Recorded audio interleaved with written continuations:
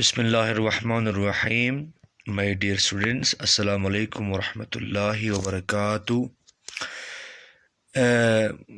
As you know, right from the past 2 days, we are discussing the poem My Mother Age 66. And yesterday in lecture second, we have reached to the line number, 7 of the first stanza.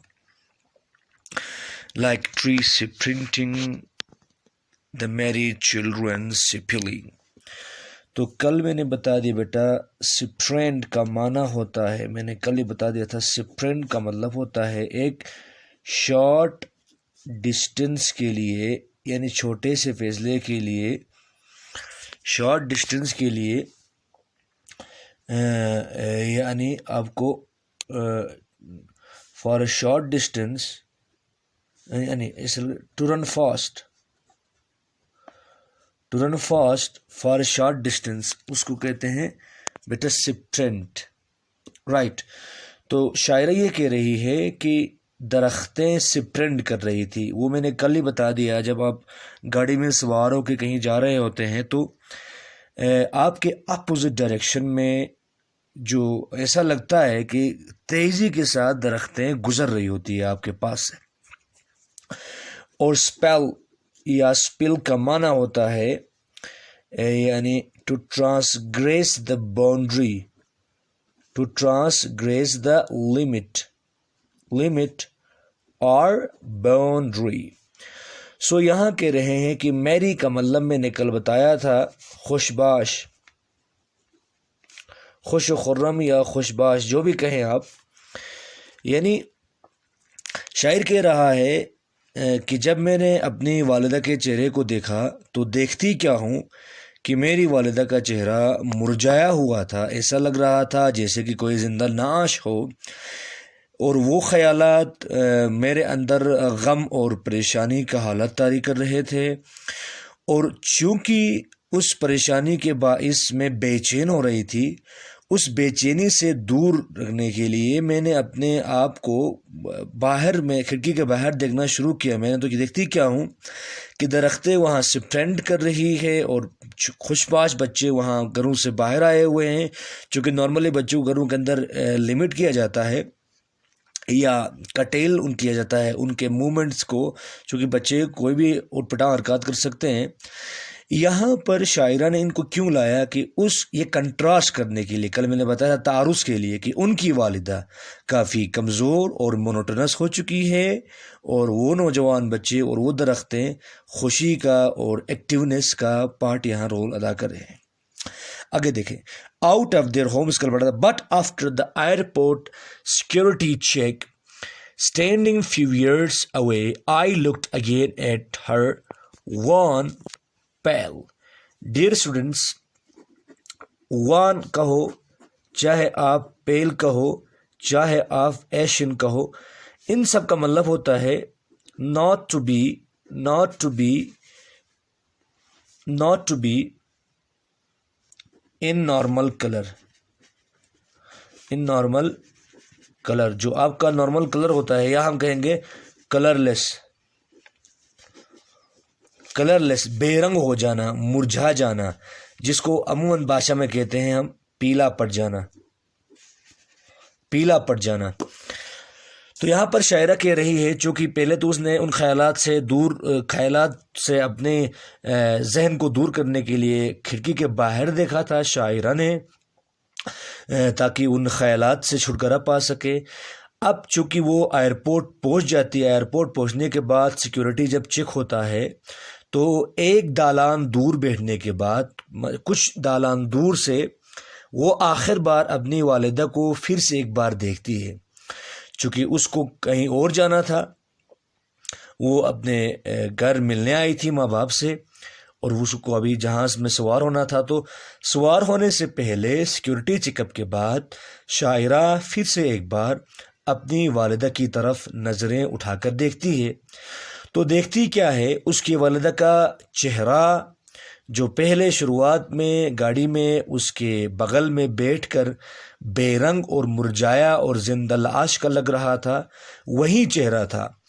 اس پہلی مرتبہ شاعرہ نے سملی استعمال کیا تھا لاش کا، اب یہاں استعمال کیا ہے S a late winter's moon، جیسے کہ سردیوں کے آخر کا چاند ہو۔ پیارے بچوں، سردیوں کے چاند کی تشبیہ کیوں دیا ہے، ذرا میں تھوڑا ڈیفائن کروں آپ کو۔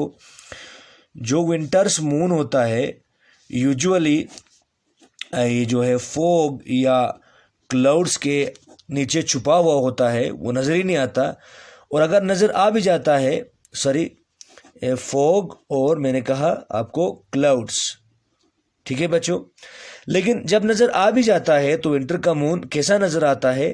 دھندلا نظر آتا ہے، وہ گلومی نظر آتا ہے، مطلب کلر لیس نظر آتا ہے، گویا وہ پیلا پن، ایسا جیسے کہ کوئی کلر لیس چیز ہو۔ ایک تو یہ، دوسری اس وجہ سے کہ سردیوں کا مون اتنا روشنی کا باعث نہیں بنتا جتنا گرمیوں کا مون بنتا ہے، یعنی یہ یہاں ان ایکٹیو یا کہیں گے مونوٹونس یا ڈریرینس جو ہے شو کرتا ہے، یعنی لیٹ ونٹر کا مون اپنی جو اصل ذمہ داری ہوتی ہے یعنی روشن ہونے کی، اتنا روشن نہیں ہوتا جتنا گرمی میں ہوتا ہے۔ تو اس طرح سے ان کی والدہ کا جو خوبصورت چہرہ ہے، جتنا جوانی میں دلکش اور قابل مشاہدہ ہوتا تھا، اب نہیں رہا، اب پیلا پڑ چکا ہے، بے رنگ ہو گیا ہے، مرجھا گیا ہے۔ ان کی والدہ کا چہرہ ایسا لگ رہا ہے جیسے کہ سردیوں کے آخر کا چاند ہو۔ تو امید کرتا ہوں یہ سملی آپ کو سمجھ میں آئی ہوگی۔ سردیوں کا چاند بھی انیکٹیونیس یا گلومینس دکھاتا ہے، اور یہاں اس کی والدہ کا جو چہرہ ہے وہ بھی اس کے کمزور پن، ایگزاسٹنس اور ضعف کو شو کرتا ہے، اور آرام و استراحت کو، بالکل اسی طرح سے جس طرح سے ونٹر کا مون ہے، یا جس طرح سے ونٹر کا مون خوبصورتی سے محروم ہوتا ہے یا اپنی پوری روشنی سے محروم ہوتا ہے، اس طرح سے کمزوری اور ضعف اور بڑھاپے کی وجہ سے ان کی والدہ کا چہرہ بھی دھندلا پڑ گیا ہے، یعنی اپنی اصل حالت میں نہیں ہے۔ And felt that old familiar ache, my childhood's fear، شاعرہ کہہ رہی ہے جب میں نے دوسری مرتبہ سیکورٹی چیک اپ کے بعد اپنی والدہ کو دیکھا اور میری والدہ کا چہرہ سردیوں کے آخر کا چاند لگ رہا تھا، تو میرے اندر وہی درد محسوس ہوا جو پرانے زمانے میں ہوا کرتا تھا، یعنی بچپنے کا ڈر۔ یعنی اس کو میں ذرا سمجھاؤں، بچپن میں جب آپ بچے تھے تو کچھ لمحوں کے لیے بھی آپ کی والدہ آپ سے پرے چلے جائے یا گھر سے باہر جائے تو آپ روتے تھے، آپ فریاد کرتے تھے، چونکہ آپ کو لگتا تھا کہ والدہ آپ کو چھوڑ کے جا رہی ہے۔ اگر والدہ اپنے والدین کے گھر کچھ دنوں کے لیے جاتی تو بچوں کی پریشانی کا حال پوچھئے مت، یہ چیز ہے جو آپ سمجھ سکتے ہیں۔ تو یہاں پر شاعرہ کہہ رہی ہے چونکہ میری ماں کا جو مرجھایا ہوا چہرہ، سردیوں والے چاند جیسا چہرہ، اس بات کو انڈیکیٹ کر رہا تھا کہ عنقریب میری والدہ دنیا چھوڑ کے جانے والی ہے، یعنی مرنے والی ہے۔ یہ جو اس کی ماں کا مرنے کے بعد جدا ہونے کا جو احساس تھا، وہ وہی احساس تھا جو بچپن میں شاعرہ محسوس کیا کرتی تھی جب ان کی والدہ چند لمحوں کے لیے گھر سے باہر جاتی تھی۔ تو میں امید کرتا ہوں پیارے بچوں یہ ٹھیک طرح سمجھ میں آیا ہوگا کہ اس طرح کی فیملیئر ایک وہی درد محسوس ہوا مجھے جو پرانے زمانے میں ہوا کرتا تھا، جس درد سے میں آشنا تھی، یعنی جدائی کا درد، فراق کا درد، دور ہونے کا درد۔ But all I said was see you soon اماں۔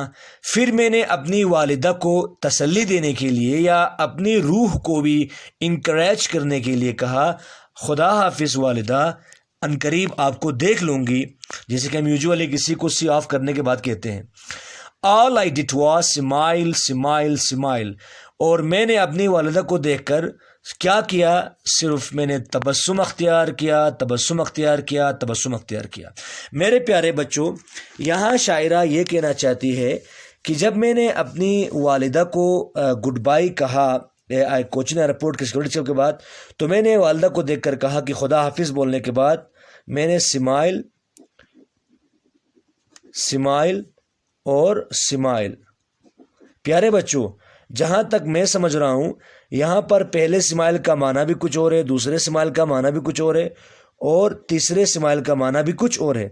یعنی اس کا مطلب کیا ہے؟ پہلے سمائل کا مطلب ہے شاعرہ جو ہے اپنے درد کو، یعنی اپنے اندر چل رہے اس غمگین احساسات کو اور ان مغموم جذبات کو چھپانا چاہتی ہے. ایک دوسرا سمائل کا معنی یہ ہے وہ اپنی والدہ کو تسلی دینا چاہتی ہے کہ وہ والدہ سے جدا ہونے پر فی الحال اتنی غمگین نہیں ہے، بلکہ خوشی ہے اس کو کہ وہ پھر سے آ کے اس سے ملے گی. اور تیسری جو سمائل ہے وہ سب سے اہم ہے. یعنی اس سمائل کا مراد یہ ہے کہ شاعرہ اس مرتبہ اپنے تمام جذبات کو، اپنے تمام احساسات کو صرف اس لیے کہ کہیں اس کا ذہن واپس والدہ کے خیالات کے اندر اس دلدل میں پھنس کر وہ ایک قسم کا سائیکولوجیکل مسمرائزیشن پیدا نہ کرے، اس لیے استعمال کرتی ہے کہ گویا یہ دکھانا چاہتی ہے کہ میں تو بالکل خوش ہوں، کچھ بھی ہو والدہ خدا حافظ. تو یہ میرا سمجھنا ہے، اگر نہ ہو سکتا اس کا مطلب کچھ بھی نہ ہو. شاعرہ نے جو کچھ کیا والدہ کو دیکھ کر آخر بار کیا کہا؟ شاعرہ کہتی ہے کہ میں ہنسی نہیں، میں تبسم اختیار کیا. یعنی میں نے ماں کو دیکھ کر، آپ لوگ بولتے نا اپنی زبان میں زم مجھے بتا زم دیا سکتی. بہرحال تو آئی ایم شیور کہ you have comprehended or got the entire poem very clearly، چونکہ میں نے لائن ٹو لائن کافی ایکسپلین کیا ہے اور ایلیوسیڈیٹ کیا ہے. آپ کو سمجھ میں آیا ہوگا پیارے بچوں. اب ویڈیو کافی لمبا ہو رہا ہے اور چیپٹر بھی ختم ہو گیا. انشاءاللہ کل والے ویڈیو لیکچر میں آپ کے سوالات کروں گا. اور آج کے لیے ہوم ورک یہی ہے کہ پوائم کو اب دوبارہ ایک مرتبہ پڑھیں اور ویڈیو کو 2-3 مرتبہ دیکھیں، اور اس کے بعد بھی کوئی الفاظ یا کوئی لائن یا کوئی فریز یا کوئی سملی میٹافور آپ کو سمجھ میں نہیں آتا ہے، کوئی بھی پوئٹک ڈیوائس بلا دریغ مجھے فون کر کے پوچھ سکتے ہیں. Okay, have a nice day.